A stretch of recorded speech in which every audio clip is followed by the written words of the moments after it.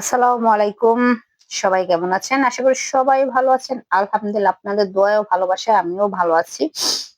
তো যে কথাটা বললাম যে আসলে আমার রূপ আছে কিনা বা আমি স্মার্ট কিনা বা আমি সুন্দর কিনা, আমি কত টাকা দামের শাড়ি পরি, কত টাকা দামের গয়না পরি, সেগুলো বিচার না করে আর রূপ যৌবন সারা জীবন থাকে না। কিন্তু কিছু, কিছু কাজ করলে সেটা সারা জীবন সবার মনে থাকে।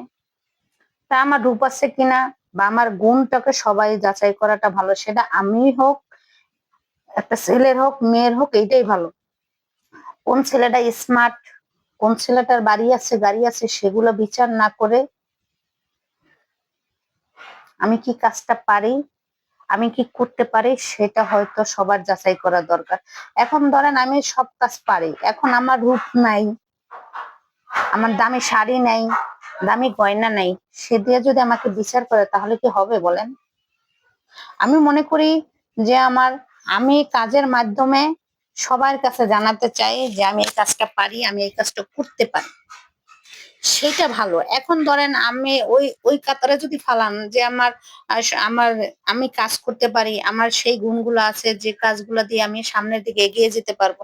এখন দেখা গেছে একটা জায়গায় আমি বাধা পড়ে যাইতেছি, সেইখানে হইলো আমার দামি গয়নাগাটি নাই, দামি শাড়ি নাই, আমার চেহারা ভালো না, সেগুলোতে বিচার করা কি উচিত? না আমি কি কাজটা পারি, এই কাজটা দিয়ে আমার এই কাজটা ভালো হইতাছে, এই কাজটা দিয়ে মানুষ আমাকে চিনতেছে, সেইটা ভালো বলেন।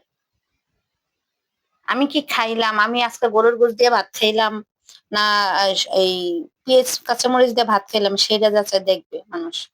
আসলে পাতিলার খবর কেউই রাখবে না সেটা যদি আপনি বাহিরে না বলেন। আর আমি মনে করি আমার ভিতরে যে কাজের গুণগুলো আছে সেই গুণগুলো দিয়ে সবাই আমাকে বিচার করে, সেটা আমার ক্ষেত্রে হোক আর একজনের ক্ষেত্রে হোক। এখন অনেক সময় দেখা গেছে কি জানেন, আমি কি কাজ পারি বা না পারি সেই দিকে গুরুত্ব না দিয়ে আমার বাবার টাকা পয়সা আছে কিনা, আমার হাজবেন্ডের টাকা পয়সা আছে কিনা, বা আমার চেহারা ভালো কিনা, আমি স্মার্ট কিনা, আমি শিক্ষিত কিনা, আমার কত দামের শাড়ি আছে, চুড়ি আছে, গয়না আছে, আমি কত আমার জায়গা জমি আছে, আমি কত বড় ফ্ল্যাটে থাকি, এগুলা নিয়ে বিচার করা উচিত না।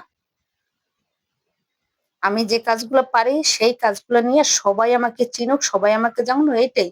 ভাই রূপ যৌবন কেউ থাকে না, টাকা পয়সা কেউ আছে এই ধনী, আবার এই গরিব হয়ে যায়, আবার গরিব ও বড় লোক হয়ে যাইতেছে। তাই সেটা নিয়ে বিচার না করে আমি কি কাজটা পারি, সেই কাজটা দিয়ে আমাকে যদি সবাই সেটা যোগ্য মনে করেন তাহলে মনে হয় সবচেয়ে ভালো।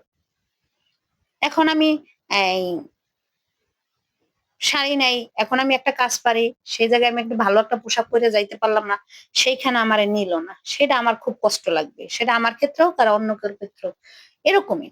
এখন ভাই আমি একটা দামি পোশাক কিনলাম না, আমি দামি গয়না কিনলাম না, আমার হাতে আহ, অত টাকা পয়সা নেই, সেগুলো দিয়ে যাচাই না করে আমার ভিতরে কি গুণটা আছে সেই গুণটা দিয়ে যদি যাচাই করে তো সবচেয়ে ভালো হয়।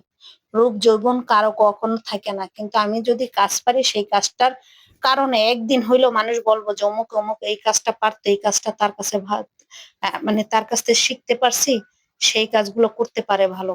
সেই কথাটা মনে করা উচিত কিনা সেটা আপনাদের কাছে আমার প্রশ্ন। যদি আমার কথাগুলো ভালোতে লেগে থাকে লাইক কমেন্ট শেয়ার করবেন। আর আমার কথায় যদি কেউ কষ্ট পেয়ে থাকেন, কারো মনে কষ্ট দেওয়ার মধ্যে কথাগুলো বলি নাই, যেটা বাস্তব সেইটাই বললাম। যদি ভুল ত্রুটি হয়ে থাকে ক্ষমার দৃষ্টিতে দেখবেন। ভালো থাকবেন সবাই। আল্লাহ হাফেজ। আসসালামু আলাইকুম।